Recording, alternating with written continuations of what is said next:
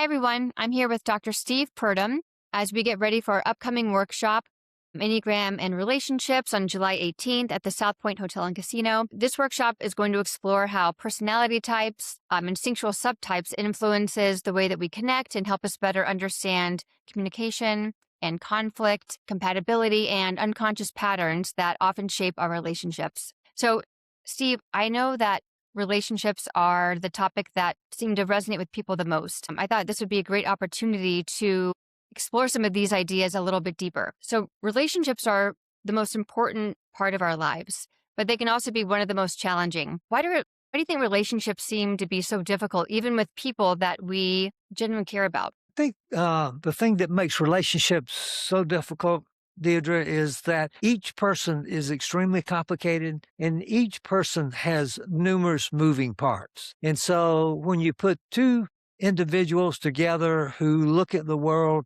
through two different lenses, the lenses of their Enneagram type, and then in addition, they have childhood wounding, which comes into play, and they have what are called shadow issues, which are the unconscious parts of each of us that comes into play.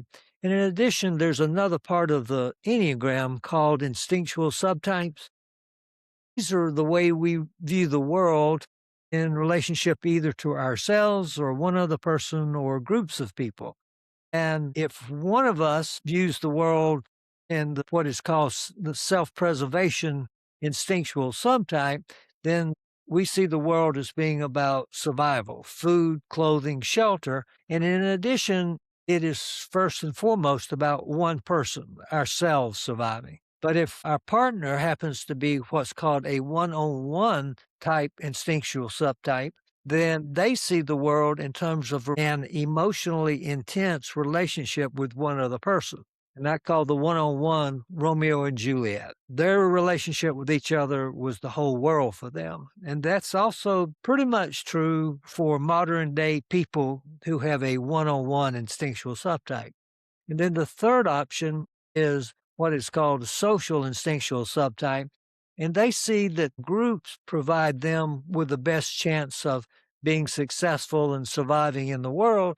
And so they want to belong to groups. And so if you have a person who sees the world as their survival being only dependent on them, and that is the people who are obsessed with food, clothing, and shelter, married to someone who sees the world as being safer if you are involved in groups, then they're going to have quite a bit of conflict over how to spend their free time. Wow.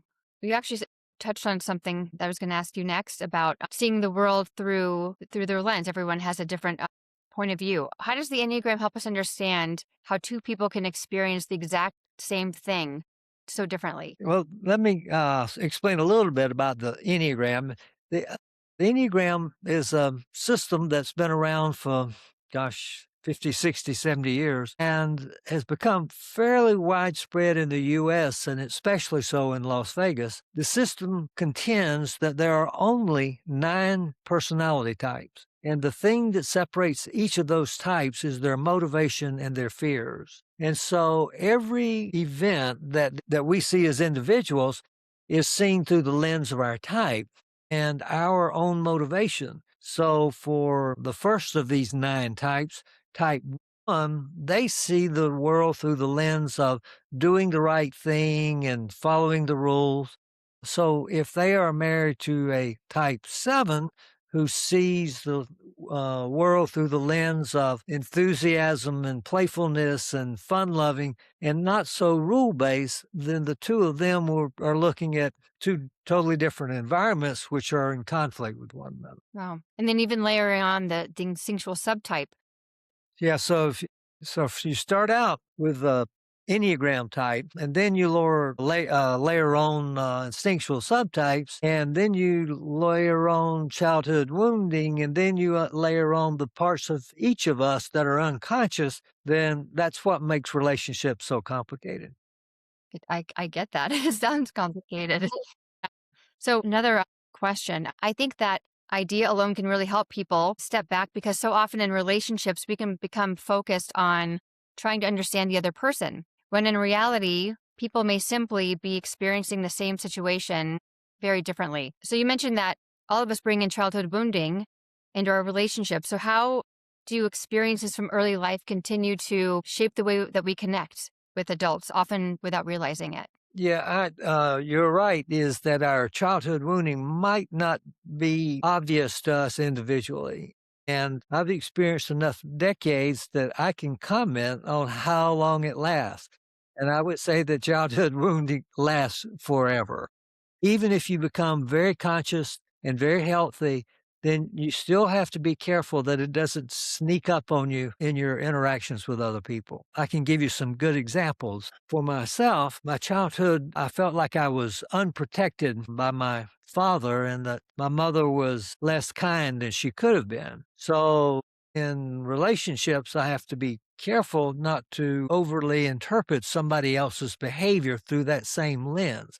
So somebody who's just mildly unkind to me might be, I might elevate it to very unkind. And so I might be overly sensitive to that. Or a friend of mine's mother was very critical of her. And so any criticism towards her is perceived as coming from her mother almost directly and is amplified because of that. Do you think that's amplified even when you have awareness, or if that's when you're completely unaware? If you're unaware, it for sure is amplified. If you have awareness, it is there and you have the opportunity to step aside from it. I can give you an example for myself. Hmm. I was in a situations where someone a young man was acting out in order to receive attention.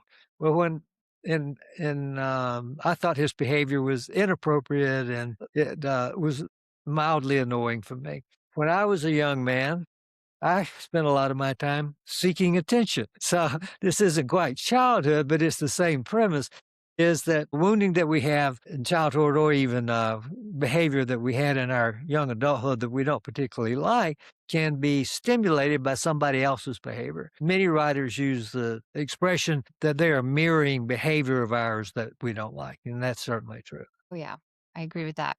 Well, I really appreciate you taking the time to share some of these ideas because I think that conversations like this really help people begin to understand how much deeper relationships really are when we apply the Enneagram and especially instinctual subtypes. For anyone interested in this work and to understand it more deeply, we hope that you will join us on July 18th at the South Point Hotel and Casino. We have all of our information on our website, www.enneagramlasvegas.com. But registration will begin at 8:30 a.m.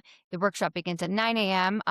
Enneagram Las Vegas will be providing coffee and lunch, and Nevada therapists and counselors will receive 3 CEUs for this event. We hope you can join us. Look forward to seeing you on July the 18th. Absolutely. Thanks again, Steve.